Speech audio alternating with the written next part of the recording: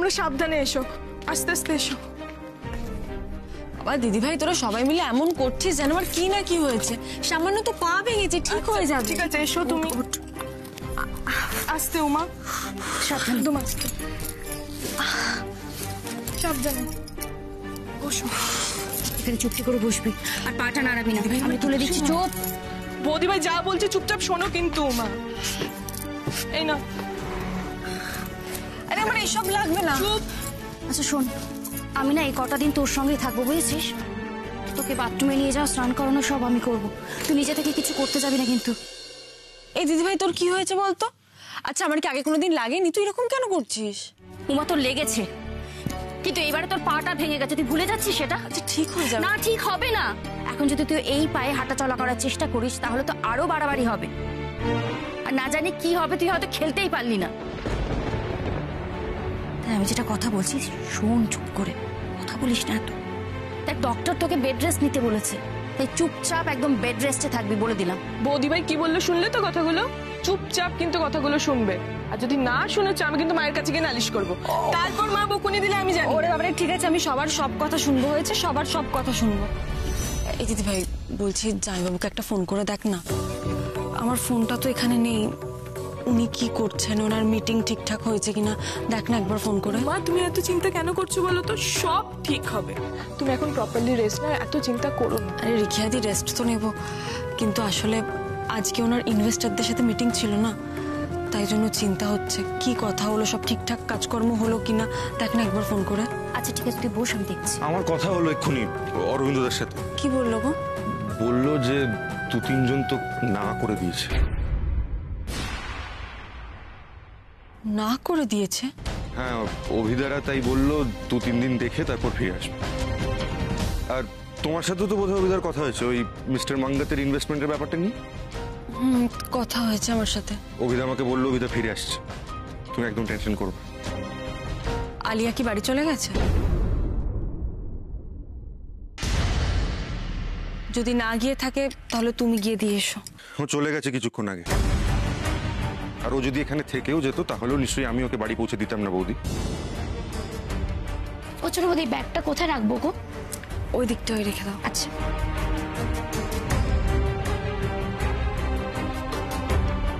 বৌদি তোমাকে একটা কথা বলি, দেখো আমি জানি তুমি সবসময় খুব ভেবে চিনতে ঠান্ডা মাথায় ডিসিশন নাও, কিন্তু তুমি আলিয়ার কথা এভাবে ভুলে যেও না প্লিজ। এই যে আজকে যে এত কিছু হলো, এত কথাবার্তা, ক্ষমা চাওয়া, কান্নাকাটি, এগুলো কিন্তু সব নাটক। এই কান্নাগুলো কিন্তু কুমিরের কান্না। দেখো আমি জানি তোমরা কেউই হয়তো আমার কথায় সহমত হবে না, তোমরা যেটা বলছো সেটাই হয়তো ঠিক, কিন্তু একটা কথা ভেবে দেখো, আলিয়া আজকে যে কথাগুলো বলে গেল তার মধ্যে তো ভুল নেই। আচ্ছা উমা, তুই আবার ওর কথায় বিশ্বাস করছিস? আচ্ছা তোর কি কোনোদিনও শিক্ষা হবে না? দেখ দিদি ভাই, আমি তো একজন ক্রিকেটার হিসেবে ওর হতাশাটা কিন্তু মিথ্যে নয় রে দিদি ভাই। এটা তোরা বুঝবি না, এটা আমি বুঝি। না বুঝবো না তো, জীবনেও বুঝবো না, কারণ ও তোমার সাথে এবং আমাদের প্রত্যেকের সাথে যা করেছে সেটা কোনোদিনও ভোলা সম্ভব না। দেখো রুদ্র, একটা মানুষ যতই খারাপ হোক, সে জীবনে যতই ভুল করুক, কিন্তু তার একটা সুযোগ তো পাওয়া উচিত নিজেকে পাল্টে ফেলার। তাছাড়া আলিয়া মানুষ হিসেবে যেমনই হোক, ও কিন্তু একজন ভীষণ ভালো প্লেয়ার, আর এই মুহূর্তে আমাদের টিমে কিন্তু ওর মতো ব্যাটসম্যান দরকার, সেটা আমাদের ভুলে গেলে চলবে না। ও আমাদের টিমে খেললে তো আমাদেরই লাভ হবে। কোনো দরকার নেই বৌদি, কলকাতা সুপার ফ্লায়ার্স নিজের দমে লড়বে আর নিজের দমেই জিতবে। তুমি শুধু একবার সুস্থ হয়ে যাও, তখন আমাদের টিমের কোনো আলিয়া বোসেরই প্রয়োজন হবে না। আর একটা কথা কিন্তু মাথায় রাখতে হবে, এই কদিনে কিছুতেই ওজন বাড়ানো যাবে না কিন্তু। এটা তো তুমি ঠিক বলেছো, সত্যি তো এখন তো আমি এক্সারসাইজও করতে পারবো না। ওই ডায়েট দিয়ে ওজনের ব্যাপারটা ম্যানেজ করতে হবে, একদম উল্টোপাল্টা খাওয়া যাবে না কিন্তু বৌদি। আর পাটা খুব সাবধানে, একদম মেঝেতে ফেলবে না। 3 সপ্তাহ বাদে যখন প্লাস্টার খোলা হবে তারপর অবস্থা বুঝে তুমি প্র্যাকটিস শুরু করবে। তুমি যা যা বলছো আমি সেগুলো মেনটেন করার চেষ্টা করব। একদম সব কিছু করবে, কিন্তু নো আলিয়া। এটা মাথায় থাকে জান। ও কেন এসব করছে সেটা আমি খুব ভালো করে বুঝে গেছি বৌদি। ওর এখন একটাই ইন্টেনশন, যে করেই হোক আমাদের টিমে ওকে ঢুকতে হবে। আর তার জন্যই এত নাটক, এত অপরাধ বোধে ভোগা, এগুলো তাছাড়া আর কিচ্ছু নয়। ও শুধু আমাদের প্রত্যেককে ইমোশনালি মোল্ড করার চেষ্টা করছে, দ্যাটস ইট। উমা শোনো, আলিয়া কিন্তু কালসাপ, ওকে একদম এন্টারটেইন করো না। একদমই না। কে আবার এই টিমে আনার কোনো মানে আছে নাকি? ও এই টিমে এলে আমাদের জেতার চান্স আরো চলে যায়, কারণ ওর পক্ষে তো কিছুই অসম্ভব নয়। বলা যায় না আমাদের টিমের স্ট্র্যাটেজি অন্য টিমকে দিয়ে দিল, বা হয়তো ইচ্ছে করে খারাপ খেলে আমাদের টিমকে হারিয়ে দিল। এই সম্ভাবনা কিন্তু প্রবল উমা। আচ্ছা শোন, কালকে মা আর বোন তোকে দেখতে আসবে, আমি একটু নিচ থেকে আসছি। হ্যাঁ, আমিও বরং যাই, চুপচাপ কিন্তু রেস্ট নেবে, হ্যাঁ একদম উঠবে না, ঠিক আছে? আমি মাঝে মাঝে তোমার সাথে দেখা করতে আসবো। হ্যাঁ, good night. Get well soon বৌদি, আসছি।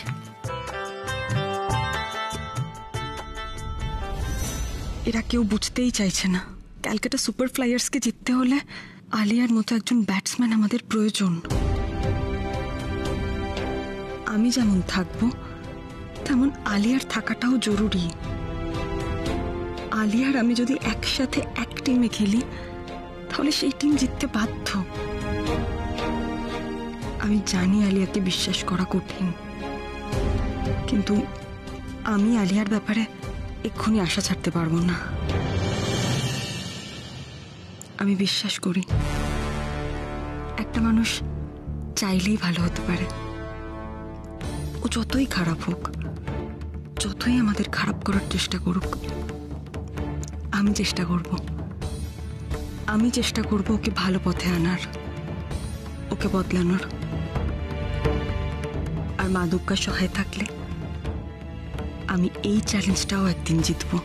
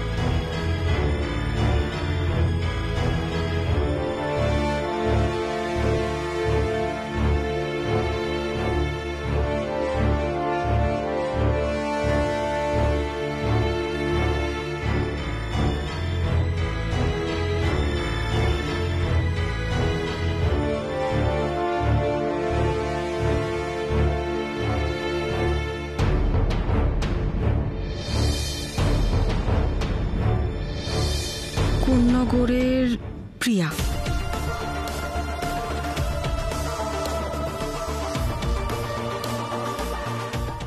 সুলতা,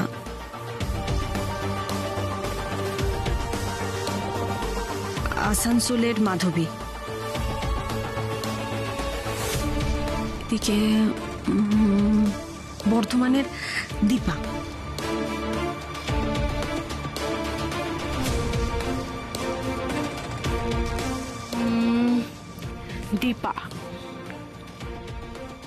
আর আন্ডার 18 জুনিয়র টিমে কে কে আছে? হ্যাঁ, অবন্তী। ও খুব প্রমিসিং, খুব ভালো ব্যাট করে। ওকে পেলে খুব সুবিধা হয়। আচ্ছা, এরপর ইস্টার্ন রিজিয়নের অস্মিতা। ওর স্ট্রেংথ হচ্ছে বোলিং। ফিল্ডিং এ ও উত্তরপাড়ায় কি যেন নাম, নন্দিনী। হ্যাঁ, ওকে চায়, ও খুব ভালো পারফর্মার। এই সব কটা মেয়েকে আমাদের দলে আনতে হবে। যদি টাকার জন্য নামি প্লেয়ার নাও আনতে পারি, আমরা তাহলে এদেরকেই আনবো। এরা অ্যাটলিস্ট লড়াইটা করতে পারবে। এই সব কটাকে আমি খুব ভালো করে চিনি। এরা হচ্ছে উমার চামচে, মানে এরা উমার উপর ডিপেন্ড করেই ক্রিকেটটা খেলে। এদের প্রত্যেকের সাথে উমার খুব ভালো সম্পর্ক। সো উমা তো এদেরকে ওর টিমে নিতে চাইবেই, যেভাবেই হোক এই মেয়েগুলোকে ওই টিম থেকে বাদ দিতে হবে, নইলে তো চলবে না। আর আমি যদি উমাকে ওই টিম থেকে বাদ দিয়ে নিজে ওই টিমের ক্যাপ্টেন হতে পারি, তাহলে আমি এই মেয়েগুলোকে চান্সই দেব না। তোমার কোনো প্লেয়ারই টিমে চান্স পাবে না উমা। আর ইয়েস, অবন্তী অবন্তী এই মেয়েটাকেও টিম থেকে সবার আগে বাদ দেবো আমি। মোটামুটি লিস্ট করা হয়ে গেছে, একটাই নাম বাকি, আলিয়া বোস।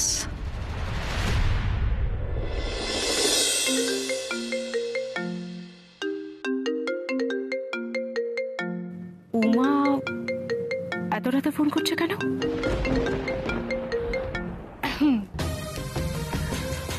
হ্যালো উমা। হ্যাঁ উমা বলো, কি হয়েছে? উমা তুমি আমার জন্য চিন্তা করছো তাই না? তুমি আমার জন্য চিন্তা করো না উমা, আমি একদম ঠিক আছি। আমি নিজেকে ঠিক রাখার চেষ্টা করছি। বাই দ্য ওয়ে উমা, তুমি এত রাত্রে জেগে কি ব্যাপার? আসলে আমার ঘুম আসছিল না, তাই ভাবলাম টিমটা বানিয়ে ফেলি, সেই জন্যই তোমায় ফোন করলাম। তার জন্য তুমি আমাকে ফোন করেছো উমা? কিন্তু আমি তো আর এসবের মধ্যে নেই। আমার তো ক্যারিয়ারটাই শেষ হয়ে গেছে। এভাবে কেন বলছো? আর কিভাবে বলবো বলো তো উমা, আমার জীবন থেকে তো ক্রিকেটটাই বাদ চলে গেছে। দেখো উমা, তোমার আমাকে ফোন করে আর কোনো লাভ হবে না। আমাকে নিয়ে তুমি আর ভেবো না, কোনো লাভ হবে না তোমার, আমি বলছি তোমাকে। তুমি বরং তোমার প্লেয়ারদেরকে নিয়ে ভালো করে টিমটা বানাও। আর হ্যাঁ, মাঠের বাইরে তোমার যদি আমার কোনো সাপোর্ট লাগে, আমি নিশ্চয়ই তোমাকে সাপোর্ট করব। তুমি শুধু আমাকে একবার বলো, কেমন? তুমি তো নিজেকে পাল্টানোর চেষ্টা করছো আলিয়া, আমি সেটা জানি। হয়তো তোমার জীবন থেকে ক্রিকেটটা চলে যাচ্ছে, সেই জন্য তুমি নিজেকে পাল্টাতে চাইছো।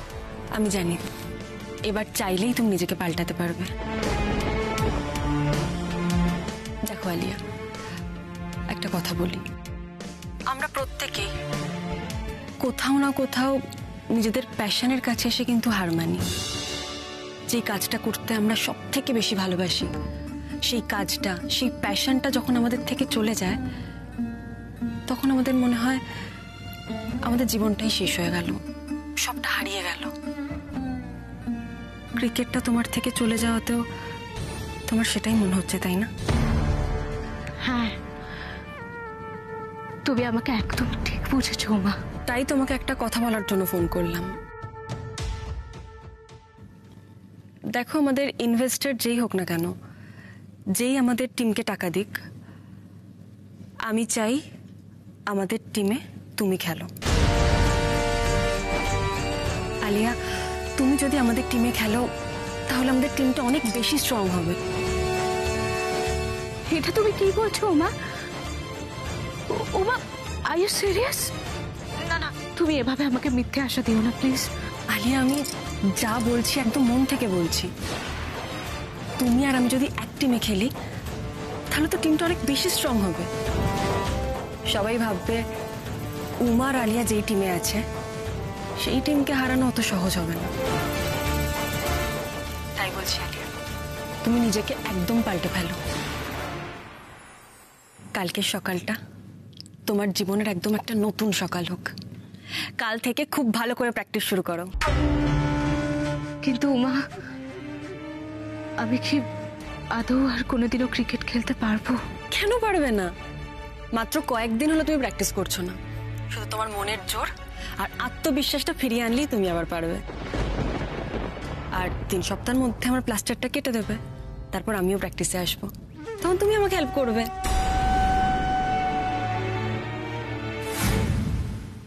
কিন্তু আমি তো তোমাদের সঙ্গে খুব খারাপ। আলিয়া, কাল থেকে তোমার প্র্যাকটিস শুরু।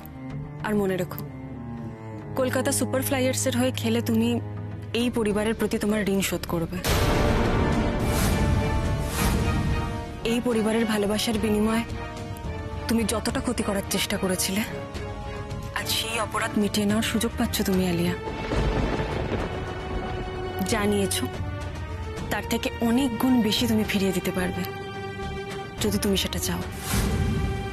যদি কলকাতা সুপার ফ্লাইয়ার্সের টুর্নামেন্টে যেতে এই পরিবারটা বাঁচবে আলিয়া, সাথে তুমিও বাঁচবে। উমা, তুমি সত্যি বলছো? তুমি সত্যি আমাকে তোমার টিমে নেবে?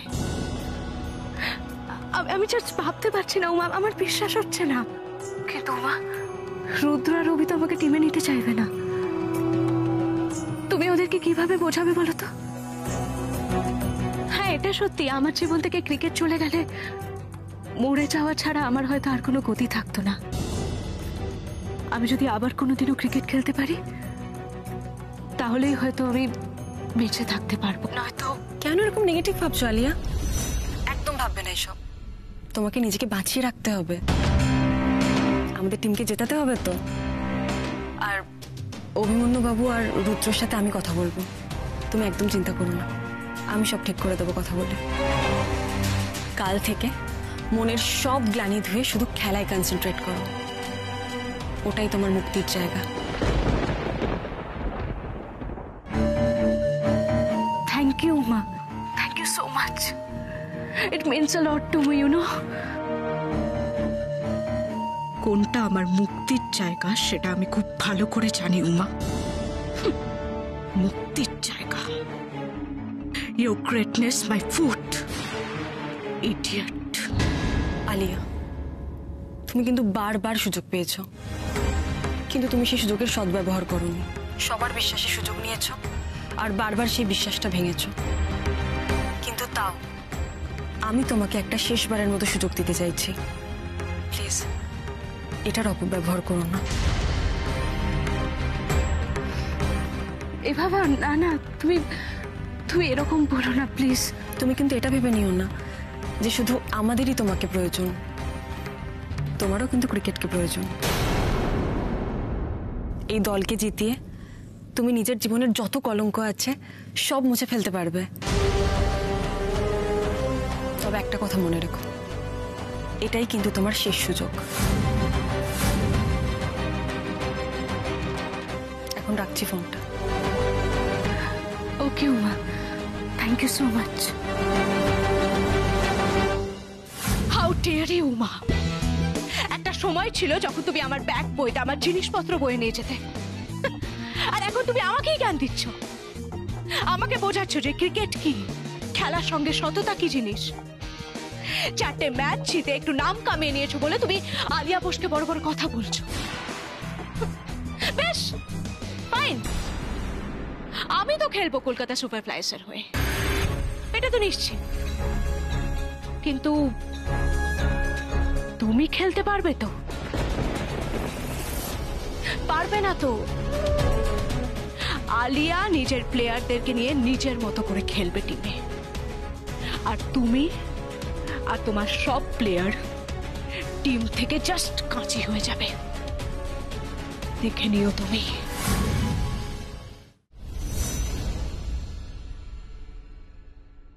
উমা, এত রাত্রে এখনো জেগে আছো কেন? আমি এই ঘরে আলো জ্বলছে দেখে ভাবলাম তোমার বোধহয় কিছু দরকার, কিছু হয়েছে, তাই তাড়াতাড়ি করে এলুম। তুমি তো কি লেখালেখি করছিলে এখন? আসলে মা লিস্টটা বানিয়ে রাখছিলাম, কোন কোন প্লেয়ারদের টিমে নিতে পারবো, কারা কারা ভালো খেলে। যত ভালো প্লেয়ার নিতে পারবো টিমটা তত বেশি স্ট্রং হবে, তার উপর তো সবকিছু ডিপেন্ড করছে না। মানছি, সেটা মানছি উমা, কিন্তু এত রাত্রিরে যদি না লিখে রাখি তাহলে আমি ভুলে যাব। আর অভিমন্যু বাবুও বাড়িতে নেই, উনি থাকলে না হয় ওনাকে বলে রাখতাম। এসব চিন্তায় আর ঘুম আসছিল না, তাই ভাবলাম ঘুম যখন আসছে না, উঠে কাজটা এগিয়ে রাখি। আমি একটু খুশি হইনি। ডাক্তারবাবু রেস্ট নিতে বলেছেন, সেখানে তুমি এখানে পা ঝুলিয়ে বসে বসে লেখালেখি করছো, তাও আবার এতটা রাত্রিরে। এসো না, 1 মিনিট। খাট থেকে এই অবধি তুমি এলে কি করে? কি আমি ওই না মানে ওই ধরে ধরে চলে এসেছি। ধরে ধরে আমি ননি নই, হ্যাঁ আমি ননি নই। খাট থেকে তুমি ওখান থেকে ধরে ধরে চলে এসছো, তুমি পায়ের ভর দিয়ে এসেছো, তবেই তুমি এখানে এসেছো। এবার পায়ের ব্যথাটা বাড়বে, আমি তো পাটা পায়ে- সারতে সময় লাগবে। আমি তো পায়ে ভরই পাটা দিইনি। তাড়াতাড়ি না সারলে তুমি খেলবে কি করে? আমি পায়ে ভরই দিইনি। চুপ! যা পারছে আমাকে বোঝাচ্ছে। আচ্ছা তুমি তাড়াতাড়ি সুস্থ হতে চাও? টিমে খেলতে চাও তো? জানো তো তুমি না খেললে কতটা প্রবলেম। তো তুমি যদি এই সমস্ত কাজগুলো করো, ডাক্তারের কথা না শোনো, কি করে সুস্থ হবে বলো তো? তুমি আমার কথাটা শোনো। না আমি কিচ্ছু শুনতে চাই না, তুমি এবার আমার কথাটা শুনবে শুধু। তুমি কিন্তু অযথা চিন্তা করছো মা। আমি পায়ে ভরই দিইনি, আমি এক পায়ে এসেছি তাই এখানে। ফেরত গিয়ে দেখাও দেখি আমাকে। ওঠো, সোজা শোবে চলো। কালকে আমি সোজা ডাক্তারবাবুকে ফোন করবো। দেখো তাকিও না আমার দিকে, ধরো আমাকে, এসো। দেখেছো তো এতখানি একা একা গিয়ে কত কষ্ট পেয়েছো। দাঁড়ো আমি পা তুলে, একদম না, আস্তে আস্তে আস্তে, দেখো না লাগে। শুয়ে পড়ো, তাড়াতাড়ি সুস্থ হতে হবে তো মা। হ্যাঁ তোমার উপর আমাদের কত ভরসা বাড়ো তো। তুমি তো জানো বাবা তোমার উপর কতটা ভরসা করে আছেন। আমি জানি মা। তাই তুমি যদি তাড়াতাড়ি সুস্থ না হও, বাবার কি অবস্থা হবে বলো তো? কিচ্ছু হবে না, আমি সুস্থ হয়ে যাব। তুমি একদম চিন্তা করো না। আর বাবাকেও বলে বাবা যেন চিন্তা না করে। আচ্ছা এবার শুয়ে পড়ো কেমন? উমা, টিম সিলেকশনের ব্যাপারে এত রাতে কাকে ফোন করছিলে?